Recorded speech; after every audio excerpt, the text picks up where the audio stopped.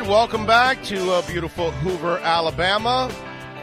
My home away from home, Alabama, right? Sweet home, Alabama for me.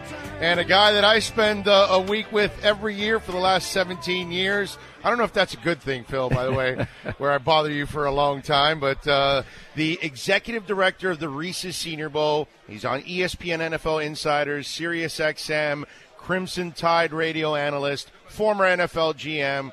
I mean, it's all there. Phil Savage. How you doing, my friend? Big O, I'm doing well. Welcome to Alabama again. We're going to have to start collecting state taxes from you. I mean, I know you're tax-free down there in Florida, but with as much time as you spend in Hoover and Mobile, it's time for us to start collecting. I love the Southern hospitality, man. There's nothing better than that. It's just the people are phenomenal. That's the one thing you get from this state when you come out here and you hang out with the people. You find out how nice the people are in this state. Yeah, it really is a very accommodating state, and they love their football, as you can see today with Nick Saban in the building.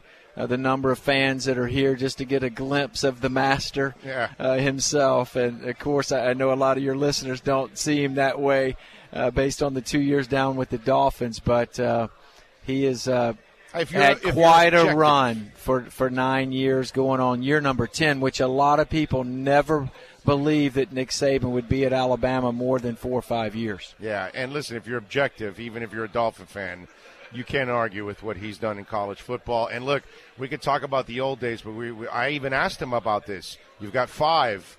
Is it important to you to be the best ever? Because to me, he's the best ever already.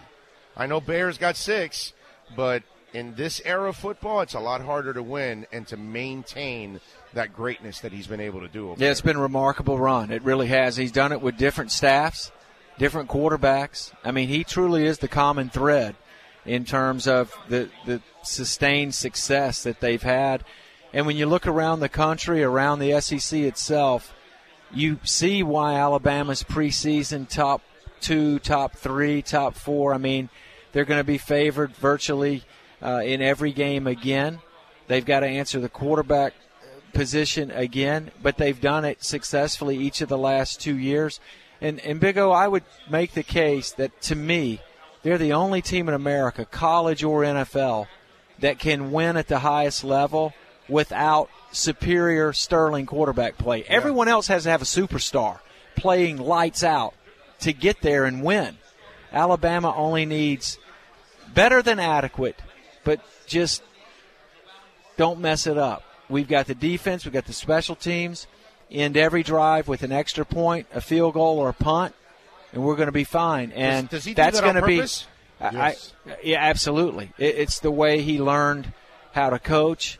It's the philosophy, the complementary brand of football where offense, defense, special teams all tie together. Field position, you heard him reference that when he talked about losing to Ole Miss each of the last 2 years. We've not won the battle of field position. We've lost the turnover battle. And those are two things obviously going to be huge for them when the Tide goes to Oxford this year after losing to Ole Miss 2 years in a row. I think I told O, I would describe his quarterback play. He doesn't have a playmaker, and he doesn't have a game manager. He gets commanders. Guys that just command the offense and command his marching orders. Yeah, no doubt about it. And, you know, it's a game manager plus, absolutely, as far as what the guys have to do. 2 years ago, they had Blake Sims. I described him as a shortstop. He'd catch the ball in the shotgun, whip it out laterally to Amari Cooper, and let Coop do the rest. Last year, Jake Coker, 6'5", 244 pounds. He's not a shortstop. He's a first baseman. It took him longer to get the ball out laterally. The defense could react. Poor Calvin Ridley's getting hit right at the line of scrimmage. So they adapted. They started throwing the ball downfield, and you saw what happened, particularly in the Michigan State and Clemson games. They got some big chunks downfield because of the strength of Jake Coker's arm. I think that's what Alabama fans can rest in, knowing that they've done it with two completely different style of quarterbacks, and it's going to be interesting to see who, as he puts it, wins the team over. You know, I don't know. We're in the metric era. Everybody looks at metrics, and I don't know how much time Coach Saban spends on metrics, but I do know this. There is one metric that Alabama always knocks out of the ballpark, and it is third down conversions against third down stops, and it's like 4-1.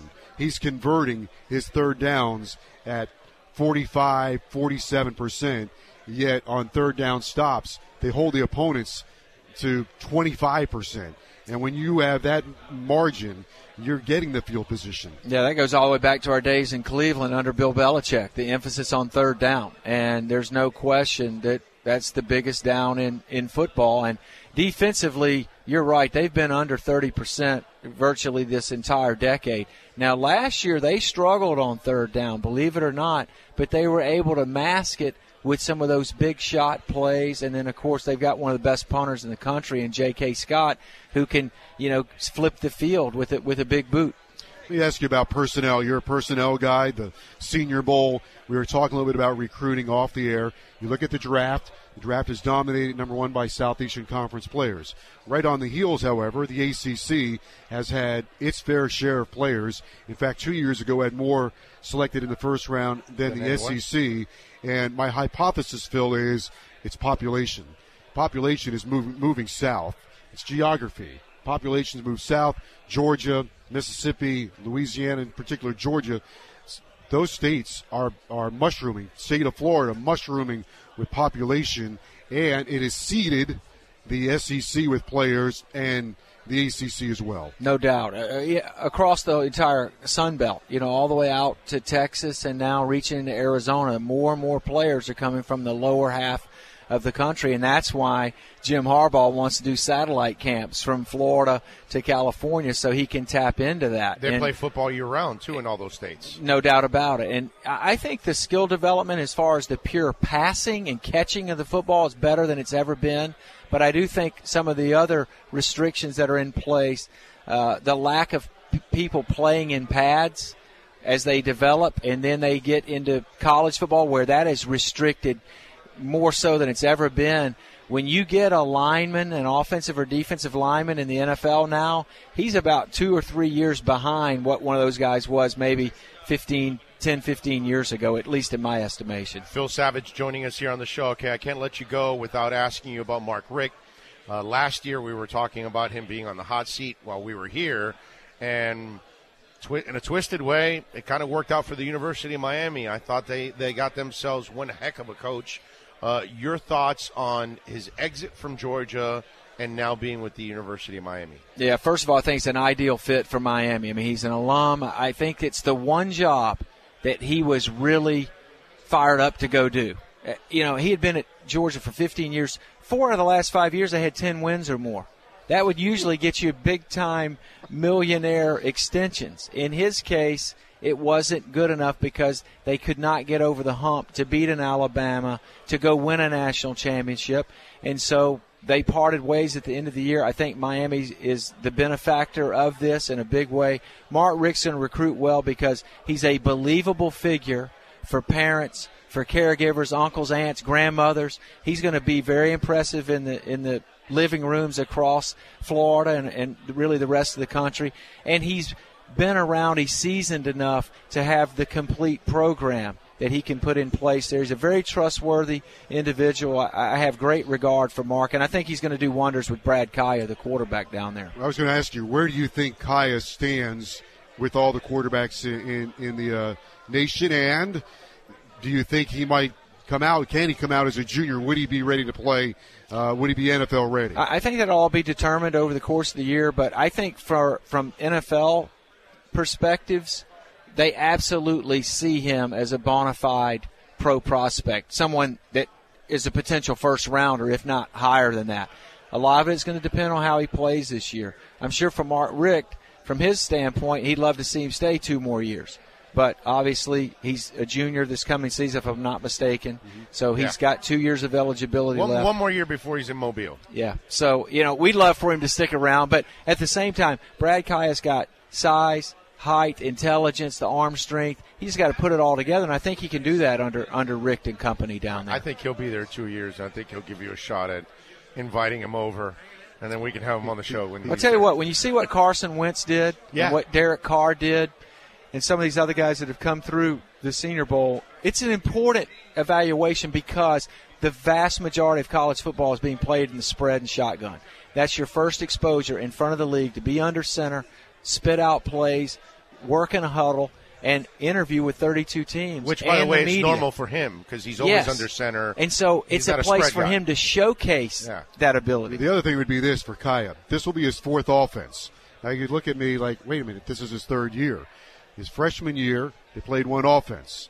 His sophomore year, they played a different offense. However, the offense that they ran in the spring going into his sophomore year wasn't the same offense that they ran during the season. They changed the offense after spring football, which I was a little lukewarm on. So now Mark Richt comes in, and you get another offense. But at least he'll have this one now for Maybe 2 it's three years. offenses. But it's not changing now. In an odd It's sort of three way, off, he's gotten caught in the vortex of all that, exactly. which impacts his development. That's what but I'm saying. He's survived it. He's carried himself the right way, and I think that sometimes when you get scarred a little bit in college, it helps you in the pros because the NFL is so unforgiving, and you're going to have some downtimes.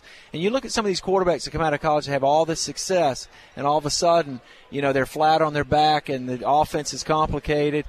Sometimes they don't respond in the best of ways. So I think this could actually help him. Opposite of that is Joe Flacco, who has had so many offensive coordinators, and he's been a stud through all of that. He has actually fought through all the different he really has. I want to say like 5 different ones in his career already. It's been amazing. Senior Bowl Phil on Twitter, of course, and always great insight on the draft at the Senior Bowl website.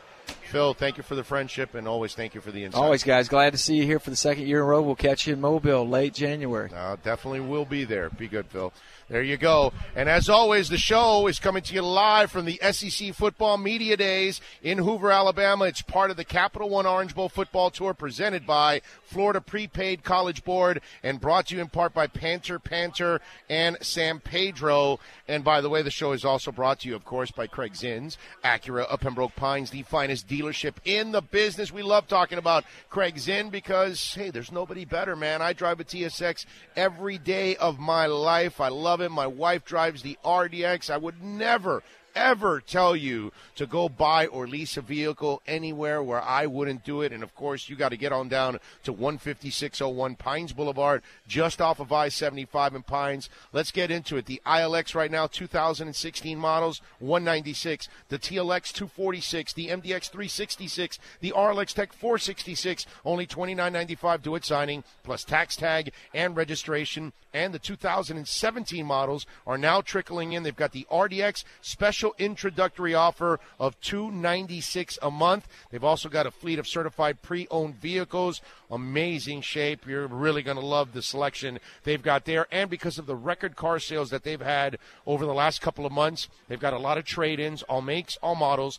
to fit all kinds of budgets. And by the way, if you own an Acura, there's no better place to get it serviced than at Craig Zinn's, Acura up in Pembroke Pines. Go see my guys, Mike Chan, Jordan Ferber, Alberto Salas, Mac Remy, Marco Pino, Jean Lewis, Tony Luna. They're all there ready to take care of you, man. You're going to love it at the best dealership in the business. Larry Schlossberg doing an amazing job at Craig Zinn's, Acura of Pembroke Pines.